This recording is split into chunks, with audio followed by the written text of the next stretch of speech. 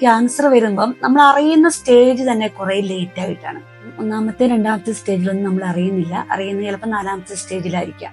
ലക്ഷണങ്ങൾ നമ്മൾ നേരത്തെ അറിഞ്ഞിട്ടുണ്ടെങ്കിൽ നമുക്ക് ഇതിൽ നിന്ന് രക്ഷപ്പെടാൻ പറ്റും. കാരണം തുടക്കത്തിലെ നമുക്ക് ഏത് രോഗമാണേലും തുടക്കത്തിലെ നമുക്ക് ചികിത്സിച്ചാൽ പൂർണ്ണമായും തന്നെ നമുക്കെല്ലാം സുഖപ്പെടുത്താൻ പറ്റുന്നതാണ്. ചില തരത്തിലുള്ള ബ്ലഡ് ക്യാൻസറുകൾ നമ്മൾ ഒരു ചികിത്സയില്ലാതെ തന്നെ നമുക്ക് ഒത്തിരി വർഷങ്ങൾ ഒരു പ്രശ്നമില്ലാതെ മുമ്പോട്ട് കൊണ്ടുപോകാൻ പറ്റുന്നതാണ്. സാധാരണ ക്യാൻസറിന് ഉള്ള ലക്ഷണങ്ങൾ പോലെ തന്നെ ഈ ബ്ലഡ് ക്യാൻസറിനും ഒത്തിരി ലക്ഷണങ്ങളുണ്ട്. ക്യാൻസറിന്റെ ചികിത്സാ ചെലവും ഒക്കെ നോക്കുമ്പോൾ ഒത്തിരി കൂടുതലാണ്.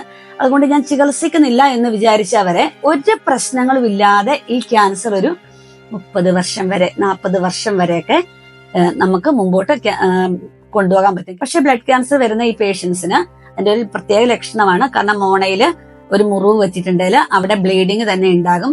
പിന്നെ നമ്മുടെ ഒരു സ്കിന്നിൽ, നമ്മുടെ കയ്യില് ഒക്കെ ഉള്ള സ്കിന്നിൽ ഒരു റെഡ് കളർ, ഒരു തടിപ്പ് പോലെയൊക്കെ അങ്ങനെ ഉണ്ടാവാം. പിന്നെ നമ്മള് ബാത്റൂമിലൊക്കെ പോകുമ്പം നമ്മുടെ മലത്തിൽ കൂടി ഒരു ബ്ലഡിന്റെ അറ്റം ഒക്കെ ഉണ്ടാകാം. അതുകൊണ്ട് ഇതിനെക്കുറിച്ചൊന്നും അറിവില്ലാത്തവരിലേക്ക് എല്ലാവരും ഇത് ഷെയർ ചെയ്യുക.